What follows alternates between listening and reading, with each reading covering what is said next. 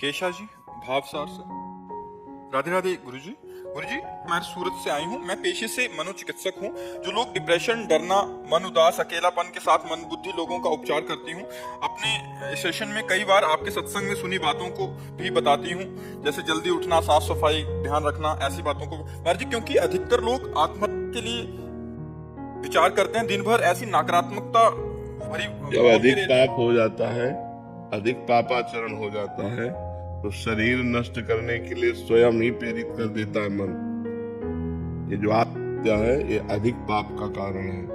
अधिक चिंता, अधिक शोक, ये सब पाप के लक्षण है। अधिक चिंता, अधिक शोक हुआ और नकारात्मक भाव बढ़ गए, तो उसको लगता है कि शरीर शांत कर दें तो हम शांति को प्राप्त, लेकिन ऐसा नहीं है। कि दूसरों को तो बचा देती हूँ, बट इतना खुद निराश हो जाती हूँ कि ऐसे लगता है कि इतना मदद करने पे भी लगता है कि इसको छोड़ दूं क्या पेशे को। नहीं, पेशा न छोड़िए, अब भगवान का नाम जप कीजिए।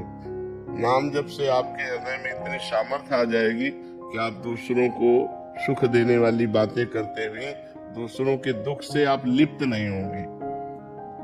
जैसे डूबने वाले को बचाना है तो हमें वस्त्र आदि का, अगर हम स्वयं अच्छे तैराक नहीं और गए तो डूबने वाला पहले हमको डुबोएगा, क्योंकि वो सांस लेना। चतुर यही है कि उसे कोई डंडा, कोई वस्त्र पकड़ा दे और फिर उसके सहारे उसको खींच ले। तो ऐसे ही जो शोक में डूब रहे हैं, जो डिप्रेशन में डूब रहे हैं, जो नकारात्मक भाव में डूब रहे हैं, हमें चाहिए हम बात पकड़ा दें उनको, हम उनके दुख में लिप्त ना हो, निरपेक्ष होकर। नहीं, वो उनकी बातें सुन सुनकर आप डिप्रेशन में पहुंच जाएंगे। अगर आप समर्थ नहीं है तो 10 से 50 लोग आप रोज मिल रहे, सुन सुन करके दिमाग, क्योंकि वो सब सांसारिक बातें हैं, वो आपके दिमाग को कमजोर कर देंगे। यदि आप नाम जप कीजिए तो नाम जप में एक अपूर्व आनंद होता है हृदय में, और उससे एक सामर्थ्य मिलती है। आप अपना व्यवहार बहुत अच्छा कीजिए, अपनी मृदु बातों के द्वारा, उत्तम बातों के द्वारा प्रवीणता पूर्वक दूसरों के मनोबल को पुष्ट कीजिए।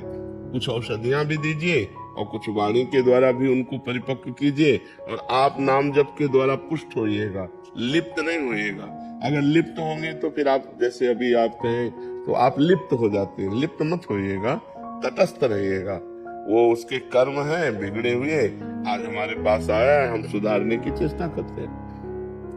वो प्रयास करें और भगवान कृपा करें तो ठीक हो जाएगा, नहीं ठीक होता तो भोगी अपने कर्मों का फल है।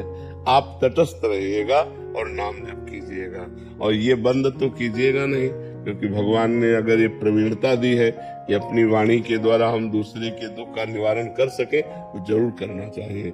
ये परोपकार की भावना से भी होता है, अर्थ ही सब कुछ थोड़ी होता है। हाँ, दूसरा थोड़ी तुम्हारी बातें सुनकर साहस किया, जीने का साहस किया, तो बहुत उत्तम बात है। वो जहाँ निगेटिव में जा रहा था उसे पॉजिटिव में लाइए, तो बहुत उत्तम बात है। इसे छोड़ने की तो बात कीजिएगा मत, इसे और बढ़ाइएगा और आप बलवान बनिएगा। सत्संग सुनिए, नाम जप कीजिए, तो आप आत्म बलवान हो जाएंगे।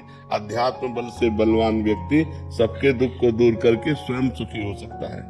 इनका एक शंका और थी कि नई नई शादी हुई है, तो कह रहे थे कि बच्चे पे इसका प्रभाव तो नहीं पड़ेगा जो वार्तालाप हो रही है, कुछ समय के लिए छोड़ दूं, ऐसा? नहीं, परोपकार की भावना है ना, तो हम कह रहे बच्चा भी इन्हीं के अगर मार्ग का अनुसरण करने वाला हो और परोपकारी हो, तो वो कितने सैकड़ों हजारों लोगों के दुख को दूर करने वाला होगा। इससे नहीं, आप जो नाम जप करेंगे, आप जो आहार करेंगे, आप जो चिंतन करेंगे एकांत में, वो गर्भ पर प्रभाव पड़ता है। ऐसे बाहरी व्यवहार पर, नौकरी पेशा का गर्भ पर थोड़ी प्रभाव पड़ता है। गर्भ का स्वयं का जो गहरा चिंतन है वो प्रभाव डालता है।